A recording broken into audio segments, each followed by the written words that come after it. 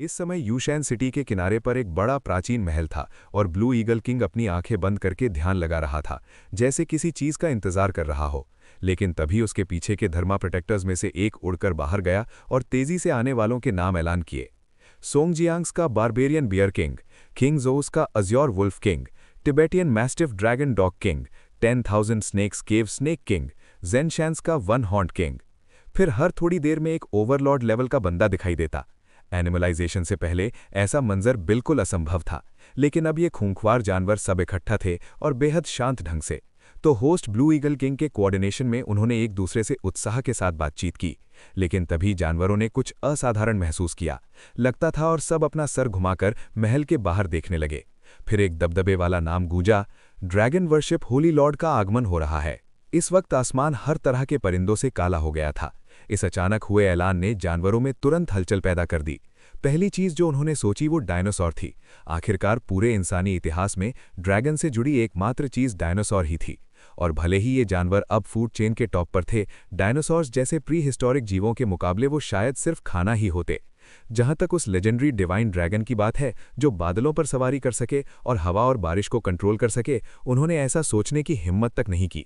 लेकिन जब उन्होंने आवाज का पीछा किया, उन्होंने सिर्फ परिंदों का एक काला झंबाड़ा देखा। कोई डायनासोर नहीं था, ये ड्रैगन्स लेयर से ज्यादा बर्ड्स नेस्ट लग रहा था। इससे राहत महसूस करते हुए कि कोई डायनासोर नहीं है, जानवरों ने चैन की सांस ली और आसमान का मजाक उड़ाने लगे। जैसे ही परिंदों का झुंड बिखर गया, आपको कोने पर एक सीट पर ले जाया गया। तभी जानवरों ने एहसास किया कि तथाकथित सो कॉल्ड होली लॉर्ड असल में गौसॉक की पीठ पर रखे लक्कड़ के बॉक्स के अंदर था। फिफ्थ धर्मा प्रोटेक्टर की तरफ से उसने पहले ही आपकी सारी जानकारी ब्लू ईगल किंग को रिपोर्ट कर दी थी। आपकी भयानक ताकत के बारे में जानते ही उसके दिल में हैरानी का एक झटका लगा।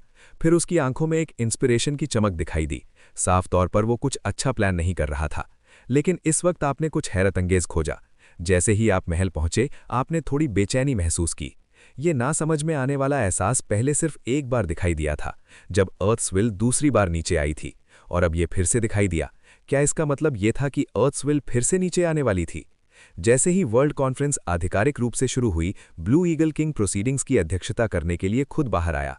उसने पहले वर्तमान स्थिति का विश्लेषण किया और एक नई व्यवस्था, ऑर्डर स्थापित करने का अपना प्लान बताया। उसने इतनी मेहनत करके इन ओवरलॉर्ड लेवल के जानवरों को इकट्ठा इसलिए किया था ताकि वो एक ताकतवर लैंड अलायंस बना सके, ताकि उसके साथ पूरे ग्रैंड कैनियन पर राज कर सके। लेकिन उससे पहले उन्हें एक लैंड अलायंस लॉर्ड चुनना था, और उनमें से ज्यादातर जानवरों ने ताकत के जरिए विजेता का फैसला करने का समर्थन किया। तो अज्योर ईगल किंग के आदेश पर आंगन में तुरंत एक इलाका साफ किया गया, खास तौर पर सबके कॉम्पिटिशन के लिए। नियम सरल थे, 3 चालें जीत या हार तय करने के लिए, पॉइंट टू पॉइंट, जानलेवा ताकत नहीं।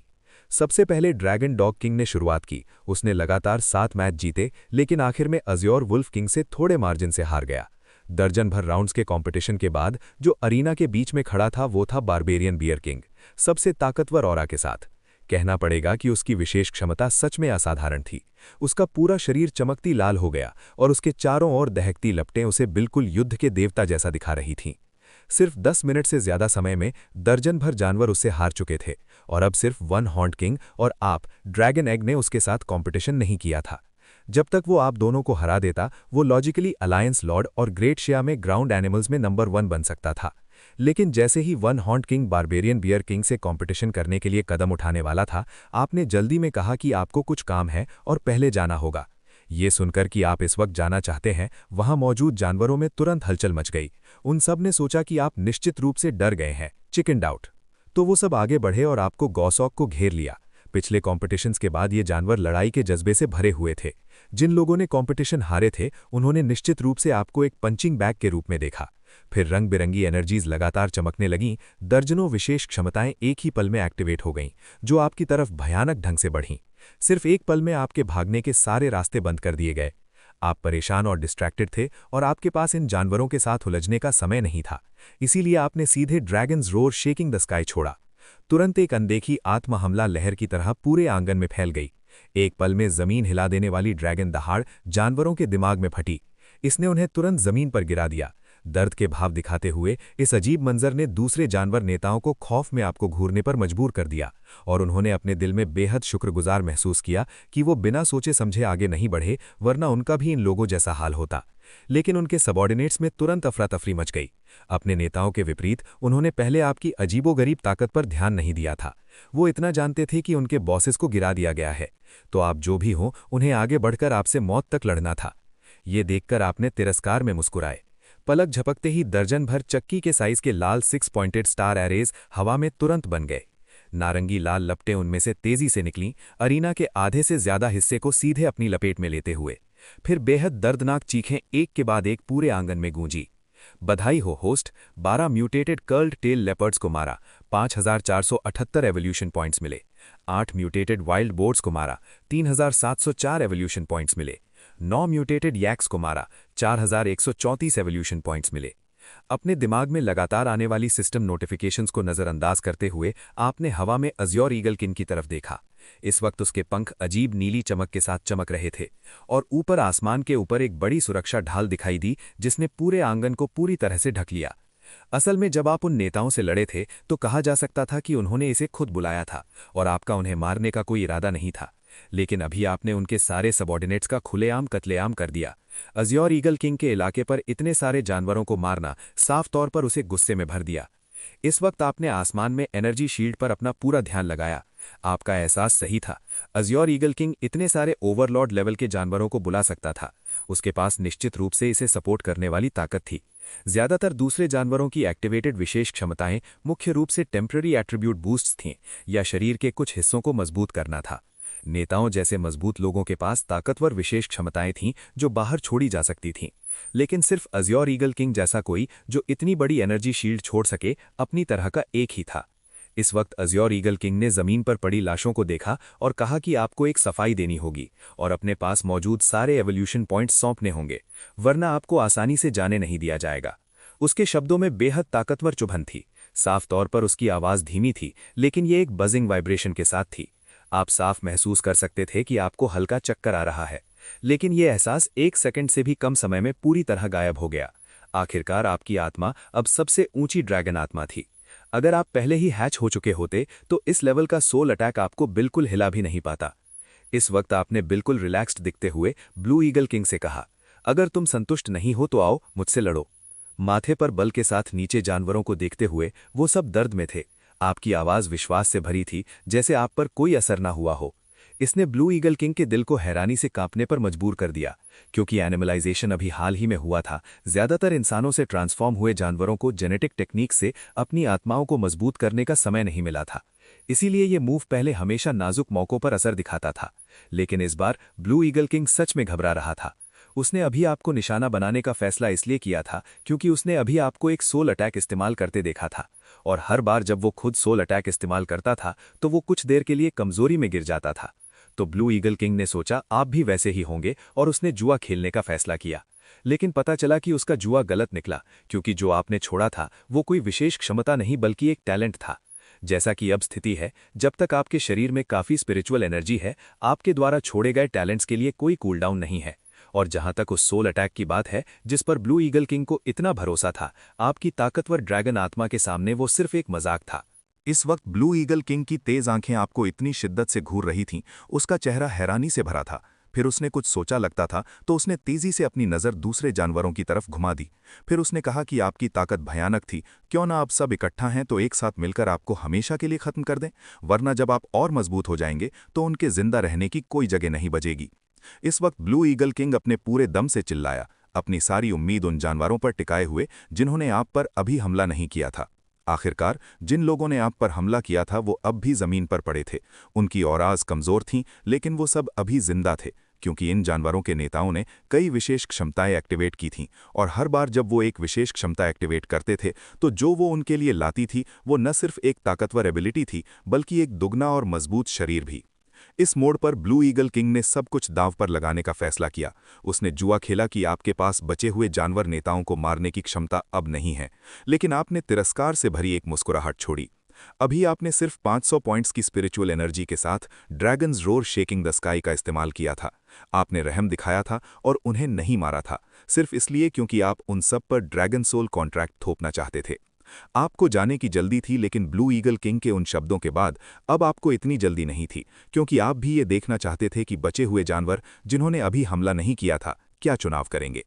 लेकिन जैसे ही आपने भारी दिलचस्पी के साथ देखा, आपके दिमाग में अचानक चेन्स टूटने जैसी कई आवाज़ें गूंजी और आपका दिल भी उसी समय बेचैन महसूस करने लगा। उसी पल ब्लू ईगल किंग के उकसाने पर कई जानवर नेताओं ने आखिरकार आपके खिलाफ खड़े होने का चुनाव किया। लेकिन जैसे ही वो आप पर हमला शुरू करने वाले थे, आपकी ड्रैगन्स माइट बिना किसी हिचकिचाहट के छोड़ी गई। एक पल में आप इस वक्त बेहद परेशान थे और थोड़े गुस्से में भी। तो एक धीमी पुकार के साथ डिवाइन ड्रैगन्स ब्रेथ अपनी पूरी ताकत के साथ छोड़ी गई। एक भूरी गैस ने तुरंत पूरे आंगन को अपनी लपेट में ले लिया। इसने वहां मौजूद सारे जानवरों को हैरान कर दिया, क्योंकि वो इस गैस में मौजूद भारी एनर्जी को साफ महसूस कर सकते थे। एक सिजल के साथ आंगन में स्पेस जमता हुआ लगा। सब कुछ काला और सफेद हो गया। फिर एक चकाचौंध कर देने वाली सफेद रोशनी बिजली की रफ्तार से हर दिशा में फैल गई। वहां मौजूद सारे जानवर डर से भरी उस सफेद रोशनी में गायब हो गए। लेकिन 3 सेकंड्स बाद 5 मीटर से ज्यादा डायमीटर वाली रोशनी की एक किरण, जो भयानक गर्मी लिए हुए थी, आंगन के बीच से निकली, जिसने तुरंत ब्लू ईगल किंग द्वारा बनाई गई एनर्जी शील्ड को भेद दिया और सीधे दूर बने पैलेस कॉम्प्लेक्स पर जा गिरी।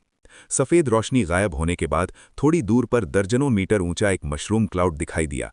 फिर आपने थोड़ी कमजोरी महसूस करते हुए मौके का फायदा उठाकर गौसॉक को दूर उड़ने का आदेश दिया। सिर्फ कई घंटों बाद बचे हुए जानवर एक एक करके उठने लगे और सबसे पहले उठने वाला निश्चित रूप से सबसे मजबूत ब्लू ईगल किंग था। होस्ट के रूप में वो अब बेहद बुरी हालत में था। उसके चमकीले नीले पंख ज्यादातर जले हुए थे और दूसरे बचे हुए जानवरों का हाल भी कुछ बेहतर नहीं था। इस वक्त जमीन से दर्जनों हजार मीटर्स ऊपर आप लगातार गौसॉक को हाईशांग सिटी की तरफ तेजी से उड़ने के लिए उकसा रहे थे। आपको इतनी जल्दी इसलिए थी क्योंकि आंगन में उन अचानक गूंजी चेन्स टूटने वाली आवाज़ों की वजह से। ड्रैगन सोल कॉन्ट्रैक्ट एक ऐसा टैलेंट था जिसे आप स्लेव्स बनाने के लिए इस्तेमाल करते थे। एक बार कॉन्ट्रैक्ट पूरा होने पर भले ही आप कितने भी दूर हों, आपके और आपके स्लेव्स के बीच एक खास कनेक्शन बन जाता है। और उन आवाज़ों का मतलब था कि आपने कुछ जानवरों से संपर्क खो दिया था। लेकिन ड्रैगन सोल कॉन्ट्रैक्ट बेहद ताकतवर था। आपके अलावा कोई दूसरा जानवर इसे खत्म करने की पहल नहीं कर सकता था। तो इस स्थिति का सिर्फ एक ही कारण हो सकता था। जिन जानवरों से आपने कॉन्ट्रैक्ट किया था वो मर चुके थे, और जिन जानवरों से आपका संपर्क टूटा था वो सब हाईशांग सिटी से थे। एक बार इवोल्यूशन पॉइंट्स इकट्ठा करने के लिए आप वहां 1 महीने रुके थे, और उस महीने के दौरान शहर में दिखने वाले सारे म्यूटेटेड जानवरों पर आपने ड्रैगन सोल कॉन्ट्रैक्ट कर दिया था। लेकिन अब उनकी सारी औराज गायब हो चुकी थीं। इसलिए आप अचानक इतने परेशान हो गए। हाईशांग सिटी वापस जाकर देखना चाहते थे कि क्या हुआ है। आखिरकार जब आप गए थे, आपने कभी उम्मीद नहीं की थी कि अर्थ्सविल दोबारा नीचे आएगी, जिससे बड़ी संख्या में जानवरों का उदय होगा। इस केस में हाईशांग सिटी में लड़ने की ताकत थोड़ी कम थी। वांग किली के साथ भी जो कुछ दिन पहले वापस गया था, नतीजा वही होता, क्योंकि वो सारी औराज एक ही समय पर गायब हुई थीं। इसे हासिल करने के लिए हाईशांग सिटी पर हमला करने वाले जानवर निश्चित रूप से बेहद ताकतवर होंगे।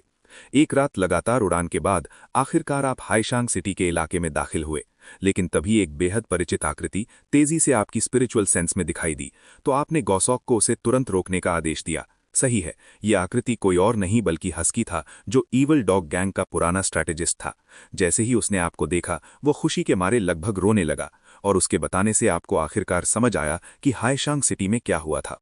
पता चला कि कल कई ताकतवर म्यूटेटेड टाइगर्स ने अचानक हाईशांग सिटी पर हमला किया था। इसलिए डॉग किंग और दूसरों ने इन टाइगर्स के साथ बुरी तरह लड़ाई की थी। लेकिन दुश्मन बहुत ताकतवर होने की वजह से उन्हें भारी नुकसान उठाना पड़ा। हालांकि खुशकिस्मती से वांग किली एक दिन पहले ही हाईशांग सिटी वापस आ गया था, वरना नतीजा और भी भयानक हो सकता था। अभी भी वांग किली इन टाइगर्स का सामना कर रहा था, और हस्की वांग किली के आदेश पर छुपकर बाहर निकला था, ताकि मोहाई सिटी जाकर पैंडा से रीइंफोर्समेंट्स मांग सके। आखिरकार वहां लायन किंग जैसे ताकतवर लोग थे जो इन टाइगर्स से निपटने के लिए काफी होंगे। और ये टाइगर्स किस्मत का खेल देखिए, वही थे जिन्हें पहले डॉग किंग, कैट बॉस और रैट किंग ने मिलकर बाहर निकाला था। जब एनिमलाइजेशन अभी शुरू ही हुई थी, शहर की ताकतों ने उन्हें बड़ा होने और यहां राज करने से रोकने के लिए एक साथ होकर उन्हें शहर से बाहर निकाल दिया था, जब वो अभी बच्चे थे। उन्हें जंगली माहौल में अपने भरोसे छोड़ दिया था। लेकिन किसी ने उम्मीद नहीं की थी कि ये टाइगर्स उस सख्त जंगली माहौल में सच में जिंदा बच गए थे। और अर्थ्सविल के दूसरे आगमन के बाद उन सब ने बेहद ताकतवर विशेष क्षमताएं एक्टिवेट की थीं। पता चला कि डॉग किन और बाकी सब उस समय बहुत ज्यादा रहमदिल रहे थे। ये पूरी तरह से शेरों को पहाड़ पर वापस भेजने, यानी letting the tigers return to the mountain जैसा था। अब जब वो मजबूत हो गए थे, तो निश्चित रूप से वो हाईशांग सिटी के उन जानवरों पर कोई रहम नहीं दिखाएंगे जिन्होंने पिछले समय में उन पर अत्याचार किया था। चूंकि आप हस्की को अपने साथ नहीं ले जा सकते थे, आपको उसे मोहाई सिटी के लिए एक थोड़ा सुरक्षित रास्ता बताना पड़ा। ये वही रास्ता था जो वो और वांग किली पहले लेकर चले थे, इसलिए ये थोड़ा सुरक्षित होता। फिर गौसौक ने दोबारा उड़ान भरी, हाईशांग सिटी की तरफ तेजी से उड़ते हुए। और अब मंजर बदलता है शहर के दरवाजे पर। वांग किली और डॉग किंग कई कुत्तों का नेतृत्व करते हुए कई टाइगर्स के साथ एक भयानक लड़ाई में लगे हुए थे। भले ही वो बराबरी से लड़ रहे थे, हार सिर्फ समय की बात थी। जैसे जैसे एक एक मिनट बीता, आखिरकार डॉग किंग और दूसरे जानवर दुश्मन द्वारा पकड़ लिए गए और जमीन पर गिरा दिए गए। सिर्फ वांग किली अभी भी संघर्ष कर रहा था। लेकिन चार हाथ दो हाथों को हरा ही देते हैं। स्टील जैसे कई टाइगर क्लॉज जिनमें भयानक विनाशकारी शक्ति थी, उसके सख्त कछुए के शेल पर बुरी तरह गिरे, तुरंत कई गहरे निशान छोड़ते हुए। एक दिल चीर देने वाली चीख के साथ वांग किली दर्द से बेहोश हो गए। और ये मंजर नैतिक रूप से आपने देख लिया जो अभी वापस पहुंचे थे। फिर इन टाइगर्स के दिमागों में गुस्से से भरी एक ड्रैगन दहाड़ अचानक फटी। उन्होंने बिना संघर्ष किए ही होश खो दिया। बधाई हो होस्ट, एक mutated south China tiger king को मारा। 24,788 इवोल्यूशन पॉइंट्स मिले। 6 म्यूटेटेड टाइगर्स को मारा। 15,867 इवोल्यूशन पॉइंट्स मिले। आप भारी पछतावे में भरे थे। आपने वांग किली को दूर से टाइगर्स द्वारा हमला होते देखा था, लेकिन अटैक रेंज कम होने की वजह से आप अभी भी एक कदम लेट थे। अपने भाई को जमीन पर बेजान पड़ा देखकर आपने गुस्से में एक बेकाबू दहाड़ मारी, तो आपने तुरंत सिस्टम से पूछा कि क्या उसे बचाने का कोई रास्ता है। हालांकि सिस्टम ने सिर्फ दो जवाब दिए। पहले, स्प्रिंग ब्रीज नर्चरिंग प्राप्त करने के लिए टैलेंट व्हील का इस्तेमाल करें। ये टैलेंट वांग किली के जख्मों को 100% ठीक कर सकता है। दूसरा, डिवाइन ड्रैगन के खून यानी एसेंस एंड ब्लड की एक बूंद वांग किली के साथ फ्यूज करके उसे ड्रैगन क्लैन की ब्लड लाइन हासिल करें। फिर ड्रैगन क्लैन के ताकतवर शरीर पर भरोसा करते हुए उसे ठीक होने के लिए सिर्फ कुछ दिनों के आराम की जरूरत होगी।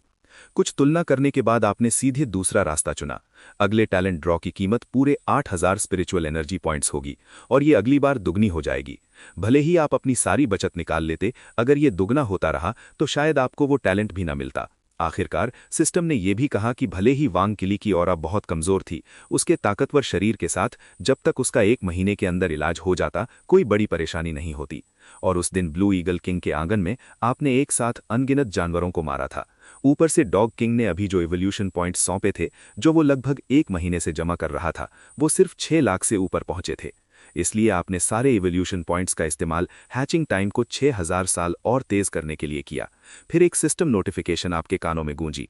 बधाई हो होस्ट, आपने 10,000 साल का हैचिंग पीरियड पूरा कर लिया है। अब शेल ब्रेकिंग स्टेट यानी अंडा टूटने वाली हालत में दाखिल हो रहे हैं।